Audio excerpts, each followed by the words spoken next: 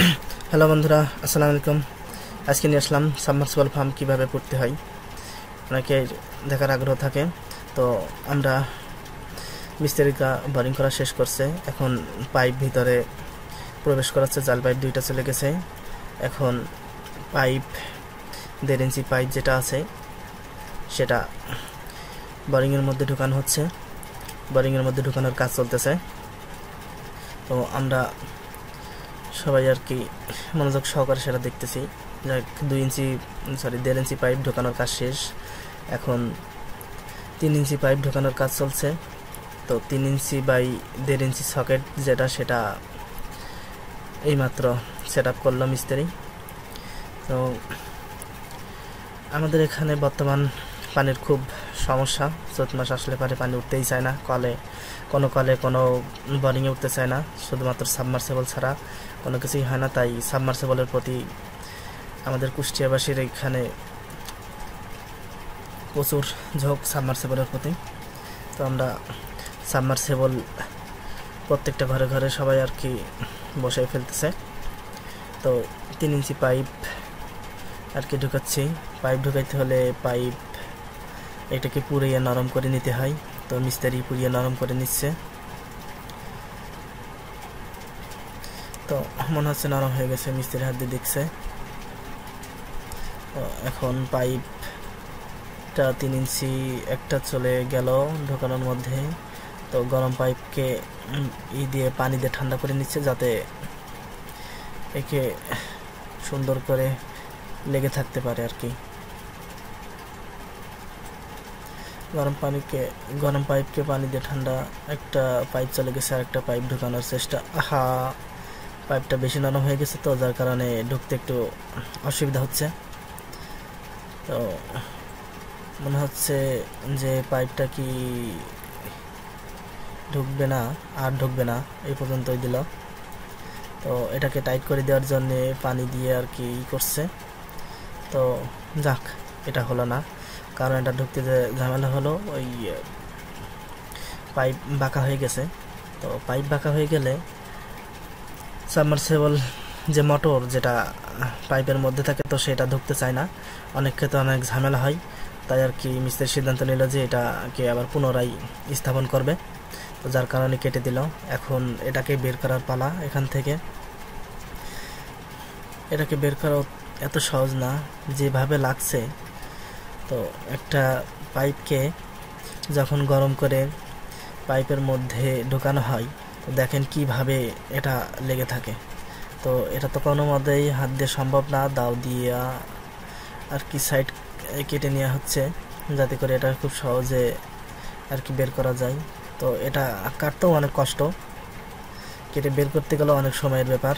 তো এখন কাটতে কাটতে শেষ পর্যন্ত চলে আসলো মিস্ত্রি।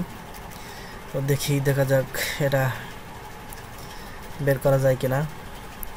লাস্ট মিস্ত্রি সামনে থেকে আর কি কোপ ধরলো। যাক, এটা কাটা শেষ হয়ে গেছে মনে হয়, এখন বের করার পালা। যাক, বের হয়ে গেছে। তাহলে দেখেন বন্ধুরা, একটা পাইপ পুরানোর পরে মানে নরম করে নেওয়ার পর একটা পাইপের মধ্যে গেলে কি পরিমাণ আকর্ষণ হয়ে একটা পাইপের সাথে লেগে থাকে। তো ওই পাইপটাই আবার পুনরায় ঢোকানোর জন্য পোড়ানো হচ্ছে। তো এবার সুন্দরভাবে ঢুকে গেল পাইপের মধ্যে। এটাকে ঠান্ডা করতে হবে পানি দিয়ে। আর যে মিস্ত্রিরা যে এটাকে ধরছে, টাইট করছে, এটা হচ্ছে পানি দিয়ে আর কি টাইট করছে, যাতে একটা পাইপের সাথে আর একটা পাইপ লেগে থাকে। তো টাইট করার আগেও এখানে কিছু আঠা দেওয়া হয় পাইপ ঢোকানোর আগে। তো সেটার আগেই আঠা মিস্ত্রি দিয়ে নিয়েছে।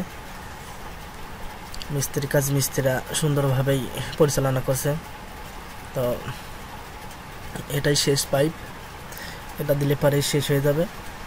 তো আমরা এখানে 160 ফিট নিচেই পাইপ দিয়েছি আর কি।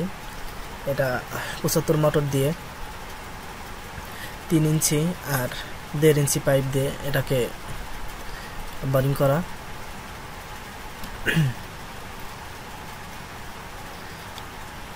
পাইপ পরানো শেষ, এখন বালি দেওয়ার পালা। বালি দেওয়া হয়েছে যে আশপাশে যে ফাঁকাগুলো আছে পাইপ, সেই পাইপটাকে আর কি ওই ফাঁকাগুলো বন্ধ করার জন্য যে বালি দেওয়া হয়, তো বালি দিলে যে পরিমাণ পানি ওঠে এটাকে দেখতে অনেক সুন্দর লাগে।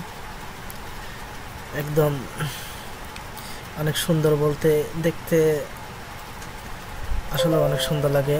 এটা আমি দেখলাম আমার জন্য, মানে আমি দেখছি এটা আমাকে খুব ভালো লাগছে। এখন তারা বালি পুরোপুরি দিতে আছে, বালি দেওয়া শেষ, বালি দেওয়া শেষ হয়ে গেছে মনে হয়। তো এখন আর কি পানি উঠছে না, পানি কম উঠছে। এই হচ্ছে সাবমার্সিবল, যেই মোটরটা যা পাইপের মধ্যে কোথায় পানির মধ্যে পানি নিচে যা থাকবে এই মোটর। RFL motor 75 motor.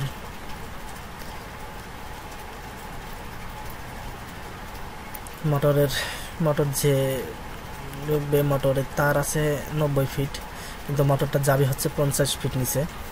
তো মোটরটাকে সুন্দর করে মোটরের ঝোলানো যে রশি আছে সেই রশি দিয়ে এটাকে ঝোলানো মানে বেঁধে নেওয়া হচ্ছে।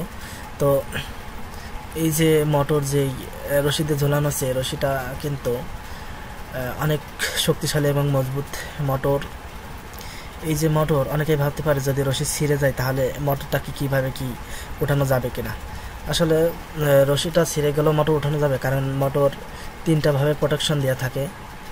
1 রশি দিয়ে বান্ধন দেওয়া, 2 মোটরের সাথে যে তার আছে সেই তার, আর 3 নাম্বার প্রোটেকশন হচ্ছে পাইপ। মোটরটা দেখতে অনেক সুন্দর, লম্বা মোটর। তো মোটর ঢোকানোর পালা, মোটর ঢোকা হয়ে গেছে। তো মোটর 10 ফিট নিচেই দেওয়া শেষ। মোটর আমরা দিব 50 ফিট নিচে। তো আমরা 3 ইঞ্চি 80 ফিট দিয়েছি, যাতে পরবর্তীতে যদি পানির কোনো সমস্যা হয় তাহলে মোটরকে নিচেই নামাতে পারবো আর কি। তো মোটর নামানো 10 ফিট শেষ, এবার 20 ফিটে মোটর নামছে। মোটর আরেকটা পাইপ শেষ, যেহেতু TS পাইপ, এটা 10 ফিটের বেশি হয় না। তো আমরা 5টা TS পাইপ দিয়ে সেট আপ দিব।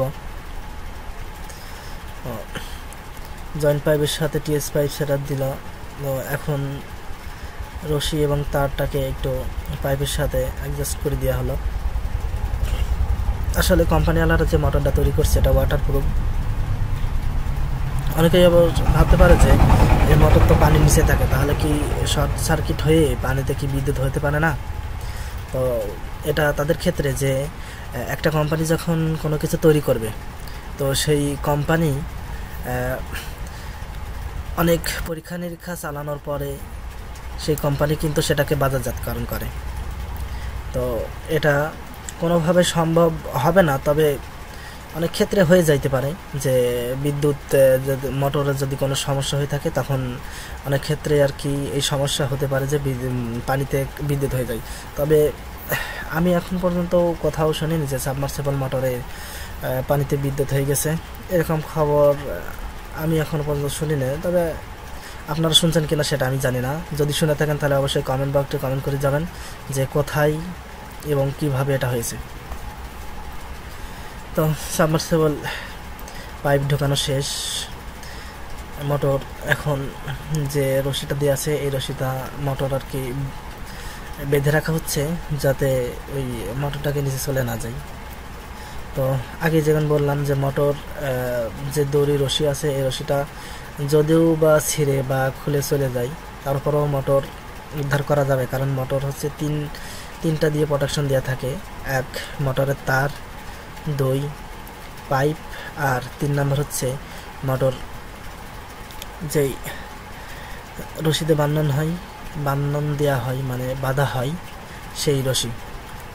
তো আমাদের সাবমার্সিবল মোটর ভিতরে ঢোকানো শেষ। এখন আমরা সাবমার্সিবল মোটরের এখানে নাট পরিধান করে দেব। তো নাট পরিধান দেওয়া শেষের দিকে। তো আমরা এখন মোটর ওয়াশ করার জন্য মোটরকে চালু করব। তো দেখি মোটর চালু করলে কেমন হয়। হ্যাঁ, মোটর চলছে, পানি উঠছে, দেখছেন গোলা পানি উঠছে। যেহেতু মোটরটাকে আমরা ওয়াশ করতেছি, তো ওয়াশ করা শেষ হলেই আমাদের কাজ শেষ।